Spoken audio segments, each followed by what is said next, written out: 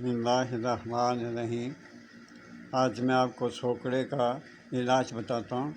جو بچے بڑھتے پھولتے نہیں ہیں، ہڈیوں کی طرح ان کا جسم ہوتا ہے، تو وہ اسے سوکڑا کہتے ہیں۔ تو سوکڑے کا میں علاج بتاتا ہوں۔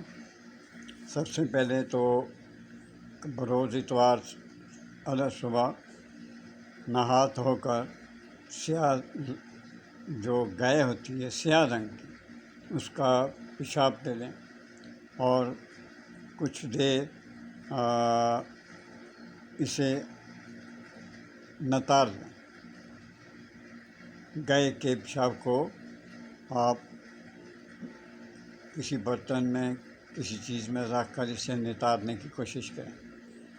اس کا باقاعدہ پروسیجر کیا ہے میں آپ کو بتاتا ہوں۔ آپ سے انتہائی ریکویسٹ ہے میری کہ آپ میرا چینل جو ہے وہ سبسکرائب کر دیا کریں یار، اور لائک کر دیا کریں، آئیکن کے بٹن کو دبا دیا کریں اگر آپ کا دل چاہے تو۔ آپ کا یہ سبسکرائب کرنا میرے حوصلے کو بڑھاتا ہے۔ ہم بیچارے بس آپ کے لیے یہ ڈالتے ہیں دل لگی کے لیے کہ آپ تک میری چیزیں پہنچ جائیں، فیض پہنچ جائے آپ کو۔ تو سنیے، پیشاب جب نتر جائے گا، نتار لیں گے تو پھر ایک شیشے میں ڈال کر رکھ لیں۔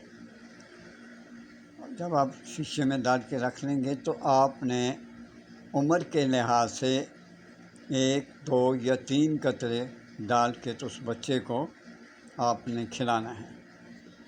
میں اس کی بتاتا ہوں، اس کی مدت، علاج کی مدت صرف 2 دن ہے۔ یقین کریں 2 دن کے بعد یہ آپ ختم کر دیں، بند کر دیں، پھر نہیں آپ نے پلانا انشاءاللہ العزیز بحکم اللہ۔ میرے رب کا حکم ہوا تو وہ اس میں برکت ڈال دے گا۔ یاد رکھیں، اللہ تعالیٰ بہت غفور الرحیم ہے۔ شفا وہی دیتے ہیں، وہی دیں گے اپنے رحم اور اپنے کرم سے۔ تو پھر آپ اللہ تعالیٰ میری قدرت کا آپ نظارہ دیکھیں تو وہی بچہ کتنا صحت مند دنوں میں ہوتا ہے۔ تو میرے لیے جب آپ دیکھیں کہ بچہ صحت مند ہو رہا ہے تو میرے لیے ضرور دعا کرتے رہا کریں۔ نیکسٹ ٹائم میں آپ کو بتاؤں گا کہ شیر خوار بچوں کی بیماریاں جو ہیں پیٹ کی خرابی کی وجہ سے پیدا ہوتی ہیں۔ جب بوجھ زیادہ ہو جاتا ہے تو بچے بے چین ہو کر رونے لگتے ہیں۔